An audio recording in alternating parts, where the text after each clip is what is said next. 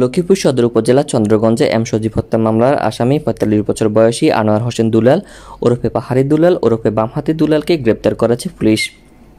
তার দেওয়া তথ্যে একটি দেশীয় তৈরি এলজি ও ২টি কার্তুজ উদ্ধার করা হয়। দুলাল সদর উপজেলার চন্দ্রগঞ্জ ইউনিয়নের পাঁচপাড়া গ্রামের মান্দারের দিঘিরপাড়া এলাকার মৃত আব্দুল আজিজের ছেলে। সে সজীব হত্যা মামলার এজাহারভুক্ত ৫ নম্বর আসামি। সোমবার ২৯ এপ্রিল দুপুরে জেলা পুলিশের পক্ষ থেকে প্রেস ব্রিফিংয়ে এ তথ্য জানানো হয়েছে। পুলিশ জানায়, ঘটনার পর পাহাড়ি দুলালকে গ্রেপ্তার করতে ঝিনাইদহ এবং খুলনা জেলার বিভিন্ন স্থানে অভিযান চালানো হয়। পরে তাকে খুলনার ডুমুরিয়া থানাধীন সরাপুর বাজার এলাকা থেকে গ্রেপ্তার করতে সক্ষম হয় এবং তাকে লক্ষ্মীপুরে নিয়ে আসা হয়। পুলিশ আরও জানায়, দুলালকে জিজ্ঞাসাবাদে ঘটনার সাথে জড়িত থাকার কথা স্বীকার করেছে। তার দেওয়া স্বীকারোক্তিতে সোমবার ২৯ এপ্রিল ভোররাতে তার বসতবাড়িতে হত্যাকাণ্ডে ব্যবহৃত একটি দেশীয় তৈরি এলজি ও ২ রাউন্ড কার্তুজ উদ্ধার করা হয়। প্রেস ব্রিফিংয়ে জেলা পুলিশ সুপার মোহাম্মদ তারেক বিন রশিদ বলেন, আসামি দুলাল জিজ্ঞাসাবাদে অন্য আসামিদের নামও বলেছে। তাদেরকে গ্রেপ্তারের অভিযান চালানো হচ্ছে। মামলার প্রধান আসামি কাজী মামুনুর রশিদ বাবলুকেও গ্রেপ্তারের পুলিশি অভিযান অব্যাহত রয়েছে।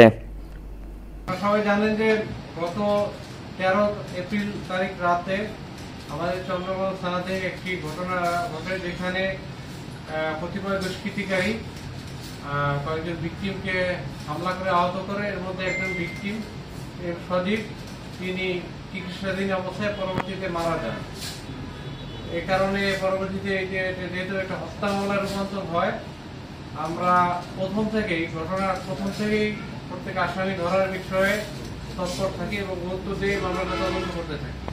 আপনারা জানেন যে স্বল্প সময়ের মধ্যে এটার নামে আসামি সহ ৫ জন আসামি গ্রেপ্তার হয়েছে। পরবর্তীতে এটার নামে আরেকজন আসামি আনোয়ার হোসেন দুলাল ওরফে পাহাড়ি দুলাল ওরফে বাহাতি দুলাল, এর অবস্থান আমরা জানতে পারি সে সীমান্তবর্তী এলাকা ঝিনাইদহ খুলনা অঞ্চলে অবস্থান করছে এবং আমাদের যেটা ধারণা হয় সে হয়তো সীমান্ত পার হয়ে অন্য কোথাও যাওয়ার চেষ্টা করছে। এই খবরের ভিত্তিতে গত ৩ দিন যাবত আমাদের চন্দ্রগঞ্জ থানা তদন্তকারী কর্মকর্তা সহ একটি টিম ওখানে কাজ করে গত আগের রাতে এই পাহাড়ি দুলালকে গ্রেপ্তার করতে সক্ষম হয়।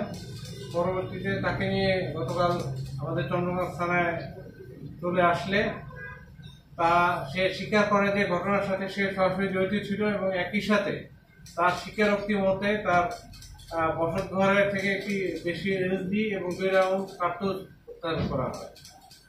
আমরা তার বিরুদ্ধে যেহেতু পূর্বে মামলা আছে, হত্যা মামলাটা একই সাথে অস্ত্র উদ্ধারের কারণে আরেকটি মামলা রুজু হয়েছে।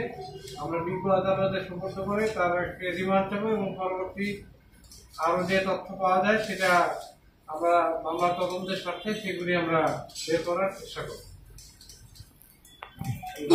কিছু নাম প্রকাশ করেছে, এটা আমরা তদন্তের স্বার্থে আমরা নিজেদের মধ্যে রেখেছি। সে আসলে ভাড়া ক্লিয়ার হিসেবে এই ধরনের একটা চুক্তির কথা সে বলেছে এবং তার নামে ইতিপূর্বেও চন্দ্রগঞ্জ থানায় একটা হত্যা মামলা রয়েছে। মামলা যে ১ নম্বরে আসামি আছে কাজী বাবলু, তাকে ধরার বিষয়ে আমরা প্রথম থেকে তৎপর আছি এবং তার অবস্থান আমরা মোটামুটি ধারণা করছি। সে বর্তমানে লক্ষ্মীপুর এলাকায় নাই। আমরা চেষ্টা করছি যত দ্রুত সম্ভব তাকে আইনের আওতায় আনা এবং আমরা আশাবাদী সেটা আমরা খুব দ্রুতই আইনের আওতায় আনতে পারব।